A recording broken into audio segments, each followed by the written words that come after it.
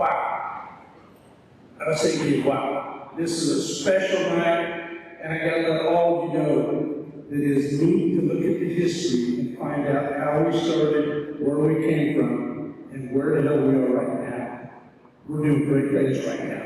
I'm really proud of what's going on right now with what is happening with our athletic program, as well as all of the young people we got to see at the golf tournaments.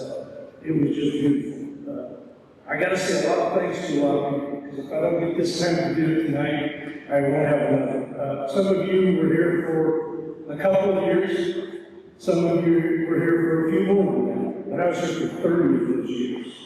And in 30 years, I have a lot of people I had contacts with, and a lot of people I got something to. So, I'll get started. Mark, thanks for what you do. This is the greatest thing at Adams College. This is the number of people, alums, that can make the biggest alum situation for our college, and we got to run with this. We need more names, more phone numbers, more addresses, so we can have more people come back and enjoy this experience. I'm elated with what Mark has done. The inductees, I got to say thank you for letting me be a part of what you all do. There's some great people that are here tonight, and they've been on. And I got to say thanks to all of you that are here tonight and giving us a chance to be a part of our history. But Dick McClain, this guy is one of the most wonderful men, and you're all just one of his people. He's the godfather. The godfather, the guy that started a program, the guy that hired all these wonderful people, the guy that had the coaches, the instructors, all that have moved forward. And it's been him that started. I have brought a hat tonight, and it looks like it's from Chicago. Dick is kind of a gangster type guy to me, and I titled him Godfather, so wherever anybody else said that, I was meaning that. Then you are the Godfather, and I appreciate everything you've done for me and everybody. That was a very good situation. Steve Carruthers, thanks for bringing this, the food, bringing the program back. And Dan Sickle, one of my players that provides for all of us here. And what he does for the Pool Dallas Knights. What an imprint in our community that Linn-Benton student athletes have. I'm so honored to have my mother here from Iowa. Thanks, Mom, for coming out. Very special. Very special. My sister, Deb. Very many of us left, but I appreciate you. My daughters, April and Whitney, and of course my wife, who has been special to me all my life, even though she agrees with me every time. I appreciate it. I have 5 grandkids, and those grandkids are special. At the end of my career, I was finding out, because I've always had some heart condition, and I had a pacemaker put in. And after a couple of years with that pacemaker, knowing I could not do what I could do when I was younger, I said, I'm going to go ahead and retire. It's just time for me to do that. Have a young guy come out and run the program. So that's why I stepped away at an early age, and I've just been loving my family. I got to let you know. I have a great family with 5 grandkids, and I just really enjoy my life now. All my friends in the back there, Gary and Larry, and all of my buddies that came out tonight, that I'm so happy, Monty. I've got players that showed up from our 86 club, 4 of them here tonight. Dan, where you at, Dan? Yeah, there we are, a couple of guys back there. I need Langley right over there. Those guys are special. It's all about the young people who come through. I had a great experience in being able to get this position. It seemed to me like Dick was the person that provided it all. And without question, I had a chance to come down for an interview, and I interviewed with the committee, and it I thought it went well, but I think there was still a question on whether or not this guy would be the guy or not. And so he said, well, let's meet up in Dallas. And so I drive from Eastern Washington where I was getting a master's degree. We go from Albany, we went to Dallas. We talked baseball, and I had my bat, I showed him button skills and different things. And I was talking about relays and rundowns and 5-man infields and all these different technical things in the game of baseball. And I didn't know whether I wanted or not, but he gave me an opportunity. And when Dave Dagler was talking about getting $75 in his pocket, Dave, I stayed at the roadside park by Wilsonville and spent the night at that hotel, roadside park, washed my face, and come down for the interview. That's the way you do it sometimes as a person that is trying to get a job, get into the swing, and have an opportunity. We start from way down and pull ourselves up. And I can just tell you that you've been special to my family and me, and I can appreciate what you've done for so many people. You're special. All of the athletic and instructors at Linn-Benton were special to me too. There was Butch, he helped me with the women's basketball. I played basketball, I love basketball, but I didn't know how to handle the ladies quite yet, so Arlene was right there to help me, but Butch was the guy that helped me just like he did Dave. And I loved coaching women's basketball. It was a lot of fun.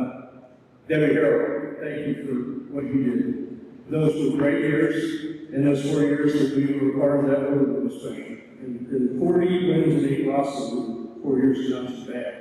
But I tell you what I did is I had my baseball guys, I selected a few that I had them go and work out with the gals. The gals would get knocked down. They would get frustrated. They didn't think that was very good sometimes. I may have thought it wasn't. But you know what? When it came Wednesday night and Saturday night, they knocked down the other girls. And they liked that pretty good. And it was a lot of fun. But I also said I'd never win with an Amazon. These were pretty girls that could shoot, run, and could really play. And defense is without doubt. That was what was a big part of what we did, was play hard defense and active. The administrators that we've had here, John Carnahan was great for athletics and recap. We had a new president, Lisa Avery, who's been great. She's wanting to have committees. She's wanting to have input. She's wanting to try to grow programs. 10 years ago, they dropping programs. I stood there and I said, hey, what do you got? What is the proof that we're losing money? That president didn't think he'd go down. The next day, they dropped 2 sports kept to. We had baseball back within the year because of Dick McClain. Thank you, Dick. Steve Carruthers, thank you. And back there, my boy Dan said, thanks again. And those people are so into what we have now, too. You can see this thing is coming back. I enjoy seeing what I'm seeing right now. When you don't have as much support to do your job, it's not an easy job. When you have support and everything is clicking behind you and everybody's moving in the same direction, it's pretty easy. It really is. And that's why I enjoy what I'm seeing, and you guys contributed, which is special. I could go with a lot of names and tell you about some of the things, but I'd really rather just give you a few different things now. My thank yous, and I know I missed some people, and I wanted to say something about our faculty members. Our faculty members across campus, we had study homes, great checks, and we tried to do the best we could with these student athletes. Some of them would grumble and not want to go, and it was a little bit of a task to get there. But once they did, and once they moved on, they could see the benefit of it. And to me, that's what we're about, is educating them, to give them a life at the end of the road. I never did want anything to come from me. I wanted it to come from the players. And in my programs, it was the players that made all the difference. All I did was drive them there, gave them some information that would help them be a little bit savvy on what to expect, what to do, and how to handle it. And those kids were the ones that did it. And they believed in what they could do as a group. Every time we would pull together a group, we would say teamwork, teamwork, teamwork. We were a team with everything that we did. I got guys from all over the state. You know, the first year that I was here in Linn-Benton, and I took over Dave's program, and I tell you, Dave, you got some big goddamn shoes.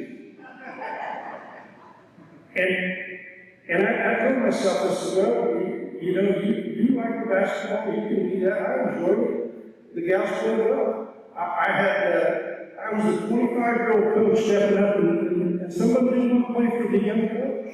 And I didn't have any talent. I mean, those guys were good guys. As guys, we weren't talented at all. And that club went ahead, and they finished 22 and 22. And they finished fourth in the invite. They won games in the big tournament. And I don't think we had maybe one or two all-conference kids. Well, in 2 years, we won our first league title. We won in basketball 2 that year. We go on to win 5 titles in 6 years and 2 invite championships. This place was a pistol of baseball. It was hot. I took on as the AD for 10 years, and I enjoyed that. The one thing that I wanted to do was get quality. I wanted to have our basketball team make the playoffs. I wanted to have our volleyball team start to have some success. And that they did. And that they did. But you know what? The baseball program did not make a playoff in 10 years that I was athletic director. 10 years. That's 10 years of sitting down and wondering why my team didn't make it. But it's simple. The more things you have going on, you're going to lose a little attraction to someone. And I'll tell you, that's why I love what I'm seeing right now. Mark is the athletic director, and he's pulling these kinds of activities together and getting great information out about our student athletes right now. It's great. I'm loving everything that I see. A couple of interesting facts I want to give you. We had about 70 players every year for fall ball, just approximate. And some years we had 100 players. We had 4 baseball teams out there, 4 fall inter-squad baseball teams. And they played against each other.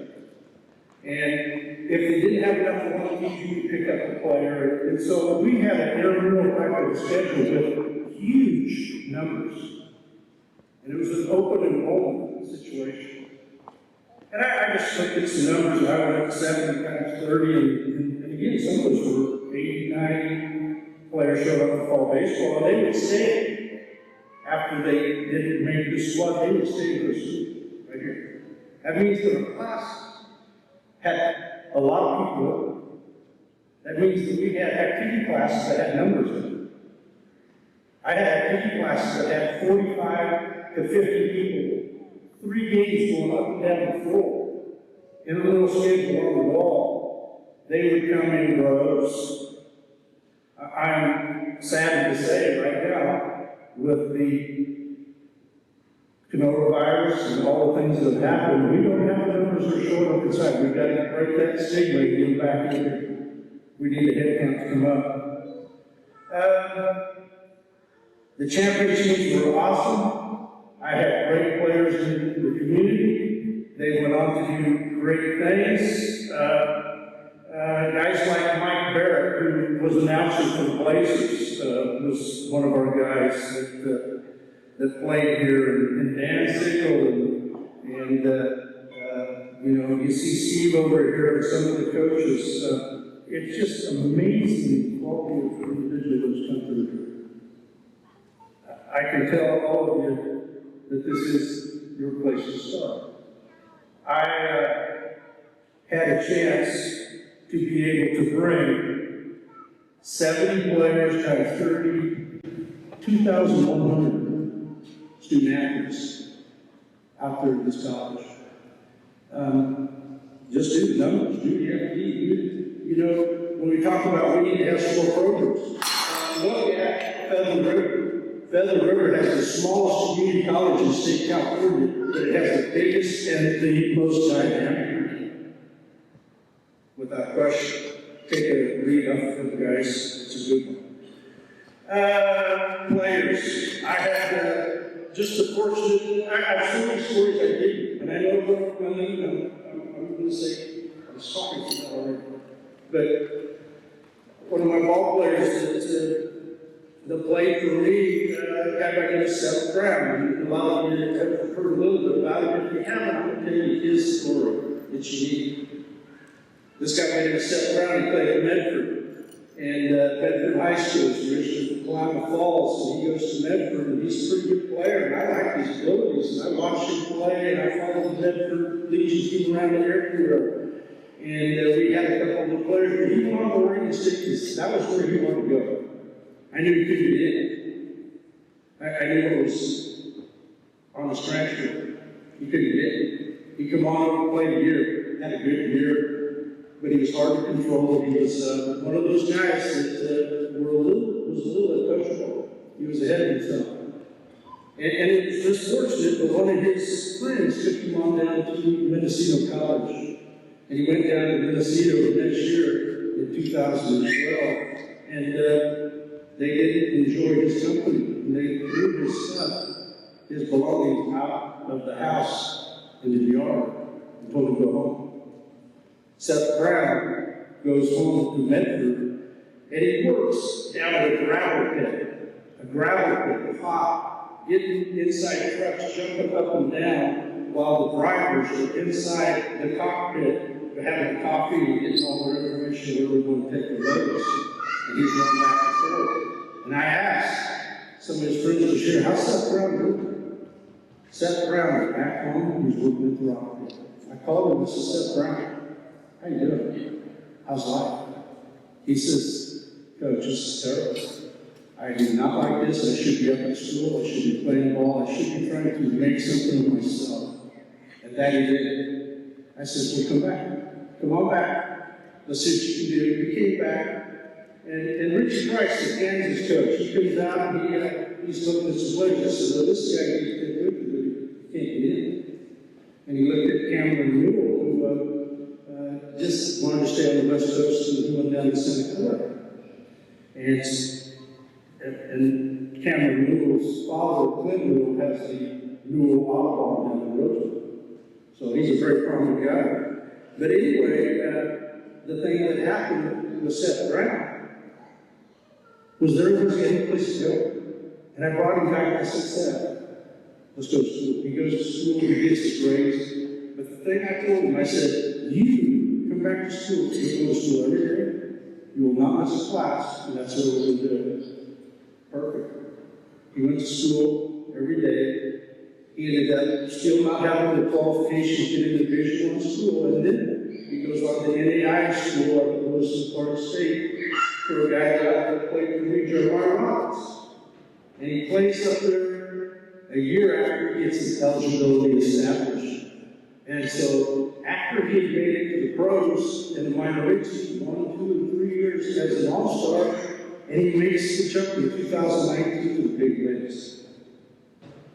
A guy that had his stuff thrown out in the road and working in a rock pile didn't have a chance to go on and play until he made that comeback.